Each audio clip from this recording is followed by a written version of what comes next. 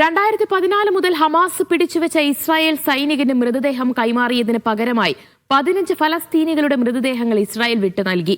മൃതദേഹം ഫോറൻസിക് പരിശോധനയ്ക്കായി ഇസ്രായേലിൽ എത്തിച്ചിട്ടുണ്ട്. ഇതിനിടെ ഗസയിൽ വെടിനിർത്തൽ ലംഘനം തുടരുകയാണ്. ഇന്ന് ആക്രമണത്തിൽ ഖാൻ യൂനിസിൽ കുഞ്ഞടക്കം 2 പേരാണ് കൊല്ലപ്പെട്ടത്. വെസ്റ്റ് ബാങ്കിലെ തൂബയിൽ ഒരു ഫലസ്തീനിയും സുരക്ഷാ സേനയുടെ ആക്രമണത്തിൽ കൊല്ലപ്പെട്ടു. ഗസയിൽ വെടിനിർത്തലിന് ശേഷവും ഇസ്രായേൽ അത് ലംഘിക്കുന്നത് തുടരുകയാണ്.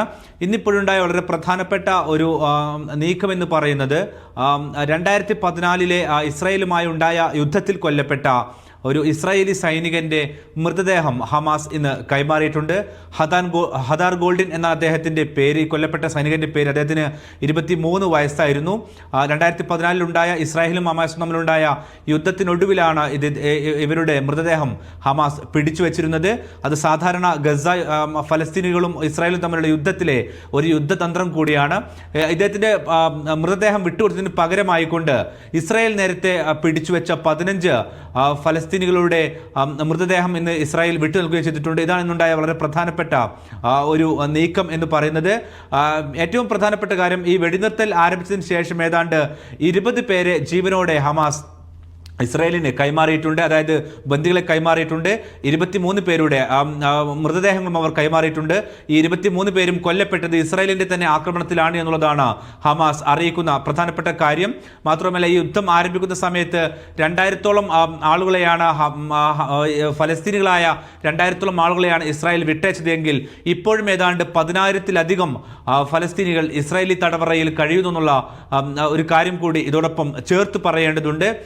വെടിനിർത്തലുമായി ബന്ധപ്പെട്ട് വെടിനിർത്തൽ ആരംഭിച്ച ശേഷം ഇന്ന് വരെയുള്ള കണക്ക് പ്രകാരം ഏതാണ്ട് 241 പേരാണ് കൊല്ലപ്പെട്ടിട്ടുള്ളത്. അതായത് ഫലസ്തീനികളാണ്, ഗസക്കാരാണ് കൊല്ലപ്പെട്ടിട്ടുള്ളത്. മാത്രമല്ല 528 പേരുടെ മൃതദേഹങ്ങൾ ഈ വെടിനിർത്തൽ ആരംഭിച്ചതിന് ശേഷം ഗസയുടെ വിവിധ ഭാഗങ്ങളിൽ നിന്നായിട്ട് കണ്ടെത്തുകയും ചെയ്തിട്ടുണ്ട്.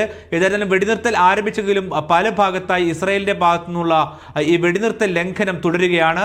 സമാനമായ രീതിയിൽ നേരത്തെ ഹമാസ് ഇസ്രായേലുമായി ഉണ്ടാക്കിയ കരാറിന്റെ അടിസ്ഥാനത്തിൽ, മധ്യസ്ഥർ വഴി ഉറപ്പ് നൽകിയ കരാറിന്റെ അടിസ്ഥാനത്തിലുള്ള ഈ മൃതദേഹം കൈമാറുന്ന പ്രക്രിയയും നടന്നുകൊണ്ടിരിക്കുന്നുണ്ട്.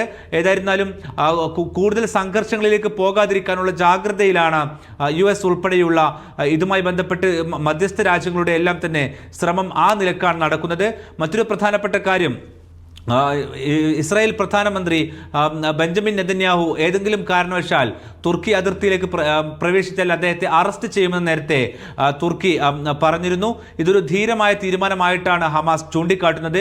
അതേസമയം തന്നെ ഒരു PR സ്റ്റണ്ട് എന്ന നിലക്കാണ് ഇസ്രായേൽ ഇതിനെ വിലയിരുത്തുകയും ഒപ്പം തന്നെ തള്ളിക്കളയുകയും ചെയ്യുന്നത്. ഏതായിരുന്നാലും വെടിനിർത്തലുമായി ബന്ധപ്പെട്ടുള്ള വെടിനിർത്തലിന് ശേഷമുള്ള കാര്യങ്ങളിൽ വലിയ മാറ്റമില്ല. ഇപ്പോഴും ഇസ്രായേലിന്റെ ആക്രമണത്തിൽ ഗസക്കാരായ ആളുകൾ കൊല്ലപ്പെടുന്നുണ്ട്.